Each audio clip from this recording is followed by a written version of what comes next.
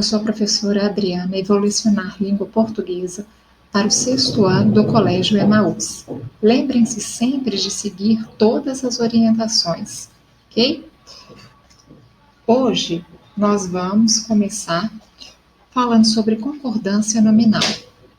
Eu gostaria de falar com vocês a respeito dessas questões e queria que vocês fizessem comigo, ok? Então podem pegar o caderno para vocês fazerem as anotações. Concordância nominal. 1. Releia esta fala da andorinha, Lola. O banho mais rápido do mundo. Observe o banho, substantivo, e rápido. O artigo, rápido, adjetivo. Reescreva a fala de Lola no caderno, substituindo a palavra banho pela palavra corrida. Faça as adaptações necessárias. Então, a concordância nominal, o que é a concordância nominal? Quando eu coloco o meu substantivo no masculino, eu coloco o quê? O meu artigo no masculino. Se o meu substantivo está no plural, o meu artigo também tem que estar no plural. E o restante da frase, tá? Então, quando ele pede para reescrever essa frase, trocando a palavra banho substituindo a palavra banho pela palavra corrida, você vai ter que fazer quais tipos de adequações? Você vai ter que colocar o artigo a, porque corrida é feminino, e vai ter que colocar a corrida mais rápida do mundo, ou seja, não seria mais a corrida mais rápido do mundo, e sim rápida. Tá? Por que você teve que fazer essas adequações? Porque eu coloquei uma palavra feminina, antes eu tinha uma palavra o quê? Masculina. E quando eu tenho uma palavra masculina, eu tenho um artigo masculino.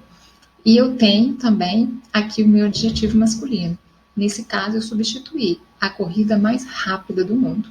Isso que é a concordância nominal, é a concordância entre os nomes, tá? Qual que é o nome que eu tenho na gramática? O substantivo, ok? Em seu caderno, reescreva a fala de Lola de duas maneiras. Letra A. Usando a palavra banhos no lugar da palavra banho. Então, como que vai ficar? Os banhos mais rápidos do mundo. Porque ele colocou o meu substantivo no plural, então tudo que eu acompanho tem que estar no plural. B. Substituindo a palavra banho pela palavra corridas. As corridas mais rápidas do mundo. A mesma coisa. O que você observou na reescrita das frases? Bom, o que eu observei foi que antes eu tinha palavras masculinas, igual banho, e ele pediu para fazer a substituição nela no plural. O que aconteceu? Eu tive que mudar tudo para o plural no masculino. E aqui embaixo, pela palavra corridas, que está no feminino plural. Então, eu coloquei tudo no feminino e no plural. Bom, então, na frase a seguir, o substantivo amigo é acompanhado por várias palavras. Leia e observe o esquema abaixo. Então, eu tenho amigos, né? Os meus 2 melhores amigos da escola mudaram de cidade. Então, olha aqui, ó. Eu tenho a palavra amigos, tenho os meus 2 melhores, né, amigos da escola. Todas essas palavras fazem concordância com a palavra amigos. As palavras em torno do substantivo amigos concordam com esse termo em gênero masculino e em número plural. Elas concordam com o substantivo. As palavras que acompanham o substantivo, determinando-o, devem concordar com ele em gênero, o que é gênero? Masculino, feminino ou feminino, e número singular ou plural, ok? Então aqui não tinha nada para fazer, era só para observar, tá? Reescreva a frase no caderno, substituindo a palavra em destaque pelas indicadas a seguir e fazendo com elas as concordâncias adequadas de gênero e número. Faça as adaptações necessárias. Então, eu tenho a frase: os meus 2 melhores amigos da escola mudaram de cidade. Ele pediu para substituir amigos por amiga. Então, como ficaria? A minha melhor amiga da escola mudou de cidade. E por amigas, as minhas 2 melhores amigas da escola mudaram de cidade. Ok? Isso que é fazer a concordância nominal. Na atividade anterior, além dos determinantes do substantivo, que outro tipo de palavra você alterou em um dos casos? Para que a frase ficasse adequada, o verbo mudou por mudaram, porque ele também vai para o plural, ok? Se eu não posso falar as minhas duas melhores amigas da escola mudou de cidade. Mudaram. Por quê? Duas, mais de uma. Então, mudaram, ok? No dia a dia, variação de uso da concordância nominal do substantivo com seus determinantes. Em geral, espera-se que os determinantes de um substantivo concordem com ele em gênero e número, mas no dia a dia nem sempre a concordância ocorre assim. Leia um trecho de uma bela canção de Renato Teixeira. Se for possível, ouça-a também. Observe os verbos destacados, os versos destacados. Raízes, Renato Teixeira. Galo cantou, madrugada na campina. Minha menina, tá na flor do meu jardim, hoje é domingo. Me desculpe, eu tô sem pressa. Nem preciso de conversa, não há nada para cumprir. Passar o dia ouvindo o som de umas viola. Eu quero que o mundo agora se mostre pros bem te vi. Mando daqui das bandas do Rural Lembranças, vibrações da nova hora, para você que não tá aqui. Letra A. Como foi feita a concordância entre os termos nos versos destacados? Explique. Então, a resposta está aqui, ó. O artigo umas, empregado como determinante do substantivo viola, concorda com ele em gênero, mas não em número. No caso de pros bem te vi, o artigo também concorda em gênero, mas não em número. O artigo marca o plural, ok? B. Levando em conta o ambiente que a letra dessa canção pretende representar, responda: você acha que a letra ficaria melhor se fosse escrita como se lê abaixo? Ouvindo o som de umas violas, eu quero que o mundo agora se mostre pros bem te vis.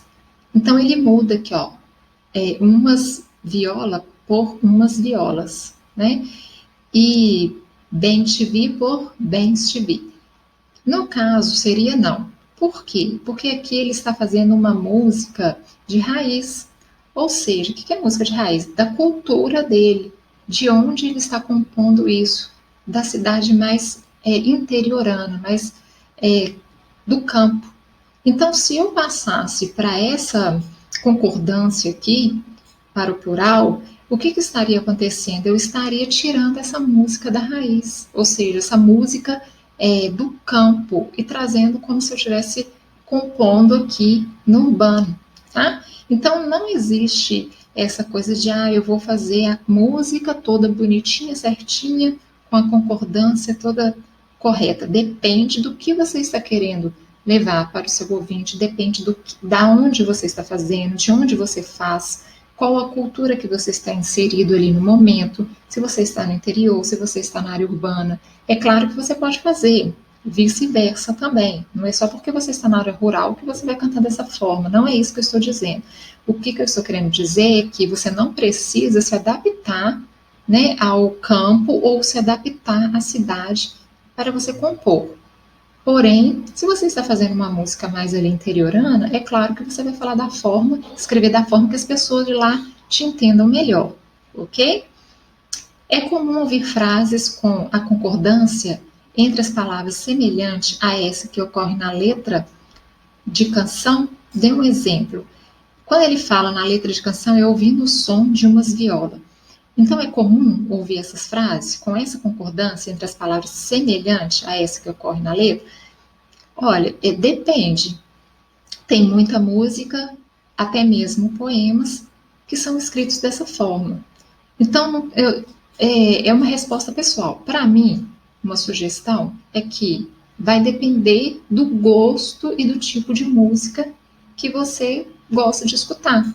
Se você gosta de escutar música mais interiorana, do campo, vai ser comum esse tipo de linguagem. Se não, talvez não vai ser tão comum, tá? Então, depende aí do gosto musical de cada um, ok? Você conhece outras músicas em que a linguagem usada na letra se aproxima da maneira como as pessoas do local retratado falam? Quais? Eu não conheço, não sou muito de ficar escutando música, mas se você conhece, é só você anotar e dizer qual ou quais. É uma resposta pessoal, tá bom?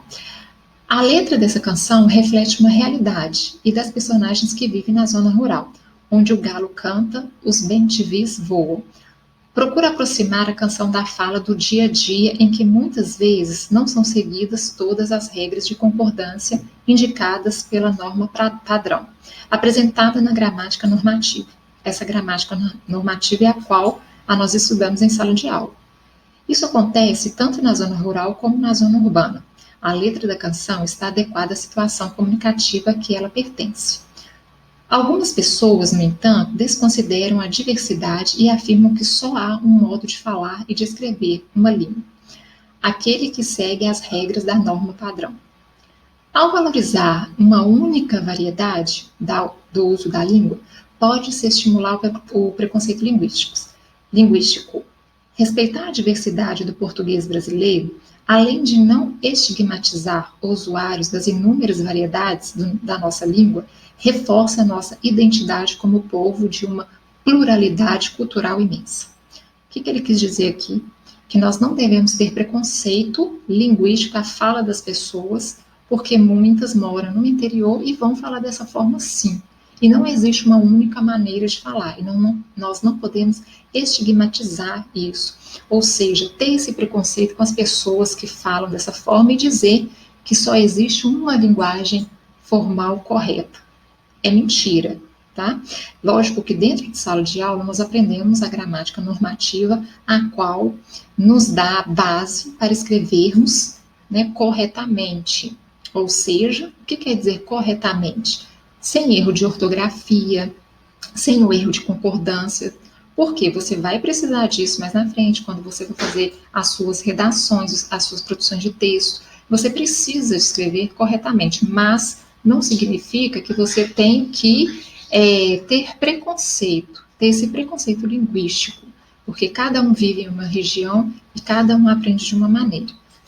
Ao estudar a língua, podemos nos apropriar de várias formas de expressão. Conhecemos melhor como fazemos as escolhas mais espontâneas e também nos apropriamos do modo de estabelecer comunicação em situações mais formais para identificar um texto escrito dessa maneira ou para produzir textos com essas características, como um trabalho escolar, um artigo ou uma notícia nos jornais, uma ata de reunião, um documento oficial.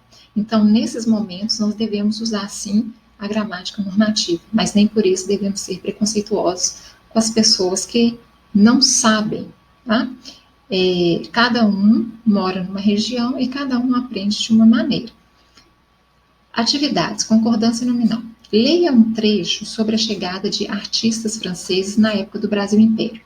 Em 1807, o príncipe regente de Portugal, Dom João, encurralado e com medo de ser preso, fugiu com a família real para terras brasileiras. Foi assim que o país passou a receber forte influência cultural europeia. A partir de 1815, com a queda de Napoleão, os laços entre Portugal e França são retomados.